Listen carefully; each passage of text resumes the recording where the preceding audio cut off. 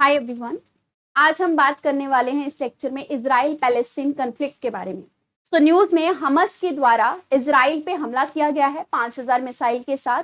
उसके बाद इजराइल ने जवाब में उनके ऊपर वॉर डिक्लेयर कर दी है।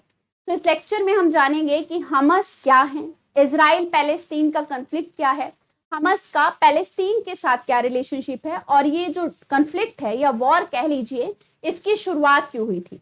मैं रवनीत कौर बीपीएससी उत्कर्ष के इस चैनल पे एक बार फिर से आप सबका स्वागत करती हूँ। तो बात करते हैं इजराइल पैलेस्टीन कन्फ्लिक्ट के बारे में। देखिए, जब हम मेडिवल हिस्ट्री में जाते हैं तब वहां पे हमें पता लगता है कि जेरूसलम नाम का एक जो शहर था, यहाँ आप देख सकते हैं जेरूसलम, मैप में भी मैं आपको ये दिखाऊंगी। जेरूसलम जो सिटी है ये दो धर्मों के लिए बहुत मान्यता रखता है। एक है मुस्लिम समुदाय या मुस्लिम रिलीजन आप बोल सकते हैं, एक है ज्यूस। तो दोनों के लिए जेरूसलम जो है उसका अपना अपना इंपॉर्टेंस है। अब क्योंकि दोनों धर्मों के लिए ये प्लेस मान्यता रखता है तो सवाल ये आता है कि कौन सा धर्म जो है वो इस शहर पे अपना अधिकार जमाएगा या शासन करेगा, तो ये सिटी किसके अंडर जाएगा, इससे ये कन्फ्लिक्ट जो है वो स्टार्ट होता है। उसके बाद इसके जो रूट्स हैं या कह लीजिए मॉडर्न इंडिया में जो इस कन्फ्लिक्ट की शुरुआत होती है वो होती है वर्ल्ड वॉर 1 के दौरान। वर्ल्ड वॉर 1 उस टाइम पे 1917 में जब वर्ल्ड वॉर 1 डन हुआ तो एक डेक्लेरेशन आया जिसको हम बोलते हैं बेल्फोर डेक्लेरेशन।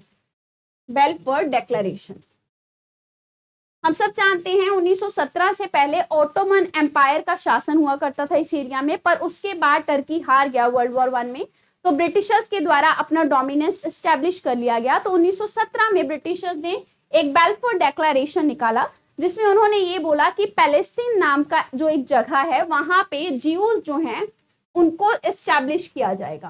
पैलेस्टीन जो है वहां पे ज्यूज जो हैं उनको एस्टैब्लिश किया जाएगा। पैलेस्टीन फॉर द ज्यूज, ये उन्होंने अपना लोगो दिया। ब्रिटिशर्स ने यहाँ से कन्फ्लिक्ट की एक तरीके से ना चाहते हुए भी शुरुआत कर दी थी। तो आप देख सकते हैं ये पूरा एरिया जो है ये पैलेस्टीन हुआ करता था, तब तक इजराइल नहीं बना था जी। ये हम बात कर रहे हैं 1917 की। ये पूरा एरिया पैलेस्टीन है। यहाँ पे आपको जेरूसलम नजर आ रहा होगा, let me change the colour of marker.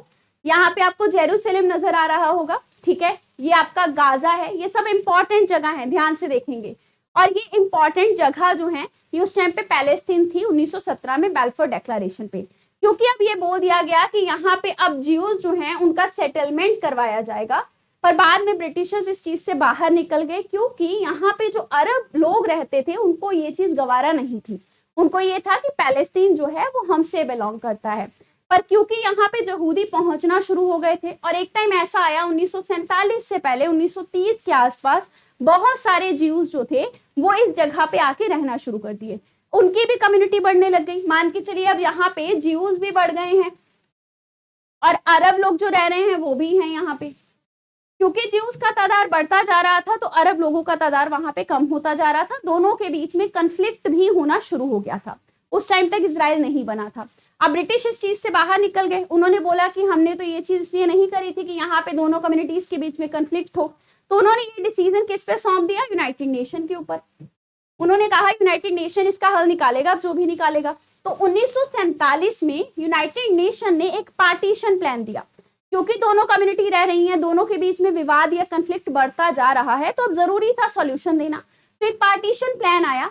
उस पार्टीशन प्लान में ये बोला गया कि ये जो येलो एरिया है ये इजराइल के पास चला जाएगा, जो ये एरिया है ब्लैक वाला ये अरब के पास चला जाएगा, ठीक है। तो आप अब समझ सकते हैं ये येलो एरिया इजराइल बन गया और यहाँ पे कौन रह रहे हैं, ज्यूज रह रहे हैं, ठीक है। और ये जो आपका ब्लैक वाला पोर्शन है ये अरब स्टेट बन गया, ये क्या बन गया, पैलेस्टीन बन गया।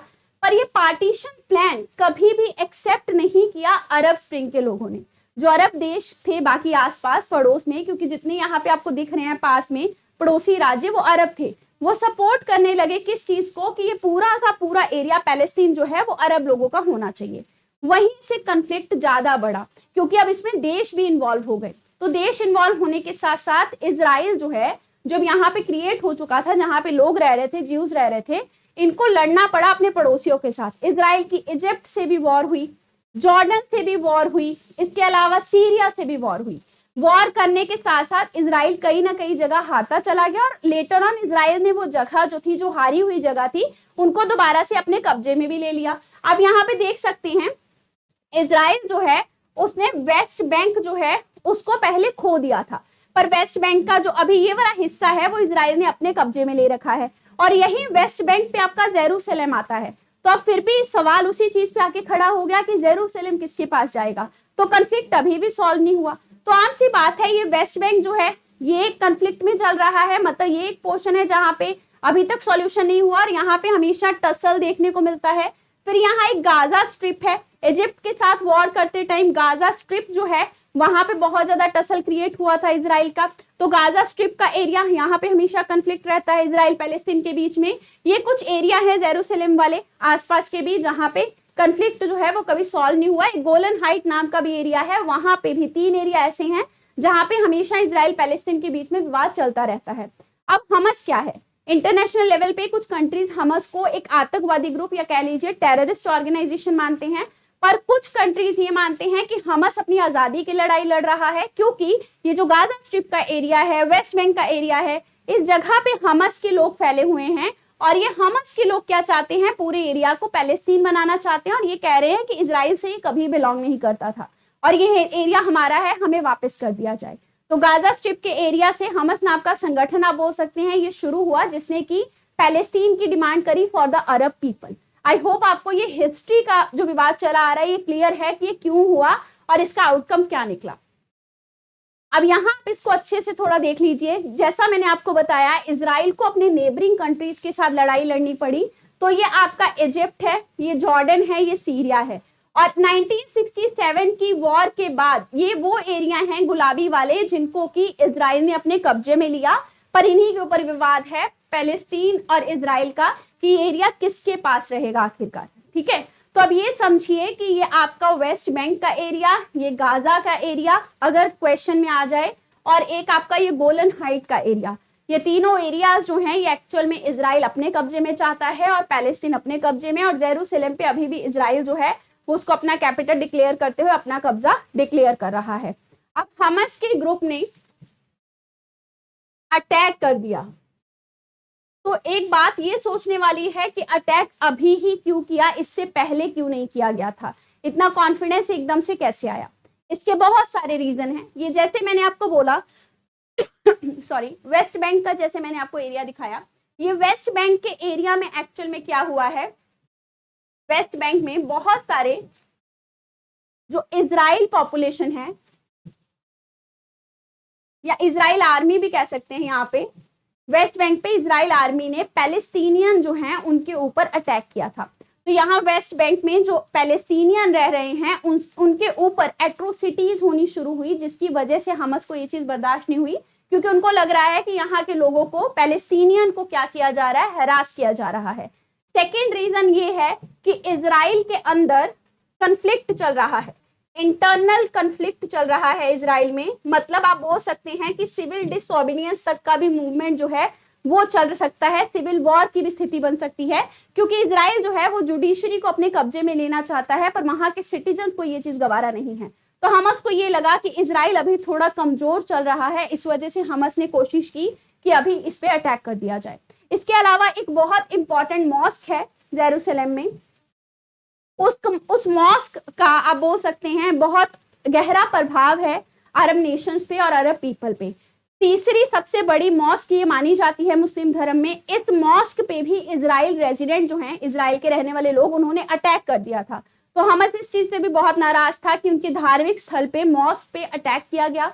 तो इसलिए हमस ने क्या कर दिया, 5000 मिसाइल दाग दी।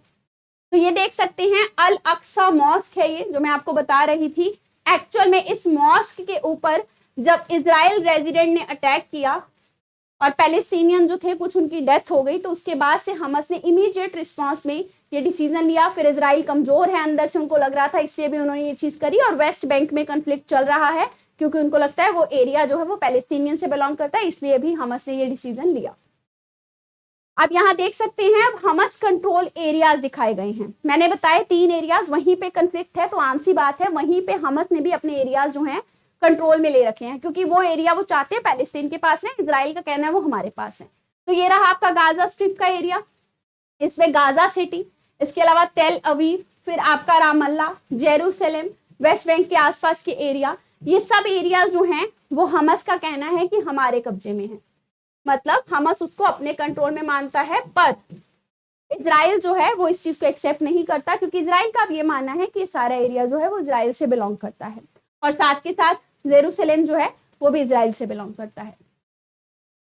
अब मेन बात है, जो हमास ने अटैक किया, इसको कुछ नाम दिया था उन्होंने, इस ऑपरेशन का उन्होंने जो नाम रखा था वो ऑपरेशन था अल अक्सा स्टॉर्म।